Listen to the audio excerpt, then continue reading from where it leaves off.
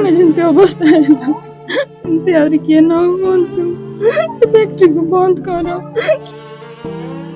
ଗୋଟିଏ ଘରର ଚିତା ନ ଲିଭୁଣୁ ପୁଣି ଆଉ ଗୋଟିଏ ଘରେ ଉଠୁଛି କୋକେଇ। କାହାର ରୋଜଗାରିଆ ପୁଅ ତ ଆଉ କାହାର ରୋଜଗାରିଆ ଭାଇ ବାପା। ମେଡିକାଲରେ ଚିକିତ୍ସା ଚାଲିଥିବା ବେଳେ ଚାଲିଯାଉଛି ଜୀବନ। ଆଉ ଏହାର କାରଣ ଆନ୍ଧ୍ରପ୍ରଦେଶର ଏକ ଷ୍ଟୋନ କମ୍ପାନୀ ବୋଲି ଆସିଛି ଅଭିଯୋଗ। କୋରାପୁଟ ଜିଲ୍ଲାରେ ପୁଣି ଏକ ଅଭାବନୀୟ ଦାଦନ ଯନ୍ତ୍ରଣା ସାମ୍ନାକୁ ଆସିଛି। ଗୋଟିଏ ମାସ ଭିତରେ ତିନି ଜଣଙ୍କର ମୃତ୍ୟୁ ହୋଇଥିବା ବେଳେ ଜଣେ ଗୁରୁତର ହୋଇ କୋରାପୁଟ ଜିଲ୍ଲା ସ୍ୱାସ୍ଥ୍ୟ କେନ୍ଦ୍ରରେ ଭର୍ତ୍ତି ହୋଇଛନ୍ତି। ଏଭଳି ଦୁଃଖଦ ଘଟଣା ଲକ୍ଷ୍ମୀପୁର ବ୍ଲକ ପଞ୍ଚଡ଼ା ପଞ୍ଚାୟତ ସଦରତଳ ସାହିରେ ଦେଖିବାକୁ ମିଳିଛି।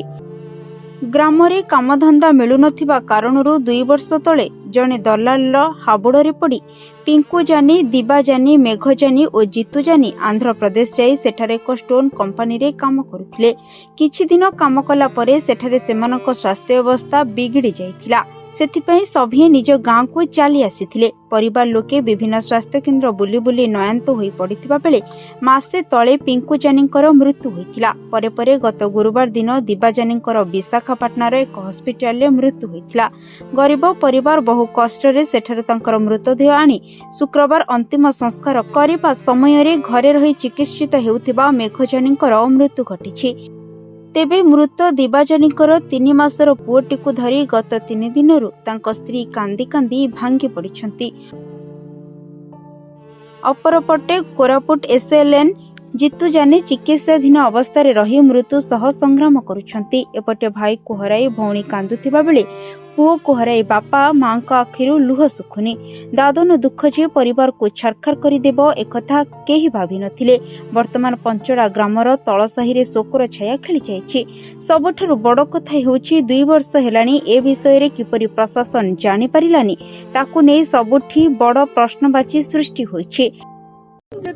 ସେଠି ଯାଇ କାମ କରି ଆସିଥିଲେ ସମସ୍ତଙ୍କର ଡେଥ୍ ହେଇଯାଉଛି, କିଏ ବି ଭଲ ରହୁନାହାନ୍ତି, ତାଙ୍କର କିଛି ଟ୍ରିଟମେଣ୍ଟ ବି ହେଇପାରୁନାହିଁ।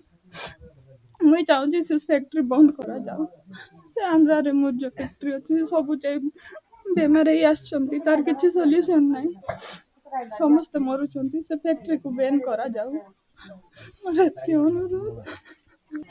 ଆମେ ଯେମିତି ଅବସ୍ଥା ହେଲା ସେମିତି ଆହୁରି କିଏ ନ ହୁଅନ୍ତୁ, ସେ ଫ୍ୟାକ୍ଟ୍ରିକୁ ବନ୍ଦ କର, କିଏ ନ ଯାଆନ୍ତୁ, ସେମିତି ଆହୁରି କିଏ ନ ହୁଅନ୍ତୁ, କାହାର ପରିବାର ନ କାନ୍ଦୁ, ମୋର ପରେ କିଏ ନ ହଉ, ମୋ ପିଲା ପରେ ଅନାଥ କିଏ ନ ହଉ, ସେ ଫ୍ୟାକ୍ଟ୍ରିକୁ ବନ୍ଦ କର ଜଲ୍ଦି।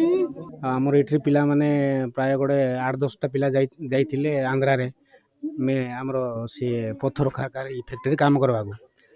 ତାର ଦୁଃଖର ବିଷୟ ଯେତିକି ପିଲାମାନେ ବି ଯାଉଛନ୍ତି ସେଠି ଖାଲି ମାନେ ସିରିୟସ୍ ଅବସ୍ଥାରେ ଫେରିକି ଆସୁଛନ୍ତି। ସେଠି ସେ ଜାଗାରେ କାମ କଲା ଜାଗାରେ ମଧ୍ୟ ସିରିୟସ୍ ହେଲେ ସେ କମ୍ପାନୀ ବାଲା କିଛି ବୁଝୁନାହିଁ କି ମେଡ଼ିକାଲରେ ବି ଜଏନ୍ କରୁନାହିଁ। ସେ କ'ଣ କରୁଛି କି ପିଲାମାନେ ଯଦି ସିରିୟସ୍ ହେଇଗଲେ ସିଧା ଘରକୁ ପଠାଉଛନ୍ତି, ପଇସା ପତ୍ର ନ ଦେଇକିରି ବି ବହୁତ ହଇରାଣ ହେଇକିରି ଆସୁଛନ୍ତି।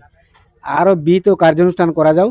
ଆମର ଯେତିକି ପିଲା ବି ମରୁଛନ୍ତି, 4-5ଟା ପିଲା ମଲେଣି। ବର୍ତ୍ତମାନ 4-5 ଜଣ ପିଲା ସିରିୟସ୍ ଅଛନ୍ତି। ବର୍ତ୍ତମାନ ଗୋଟେ ମେଡ଼ିକାଲ ଅଛି, 15 ଦିନ ପିଲା ମେଡ଼ିକାଲରେ ବି ପଡ଼ୁଛି।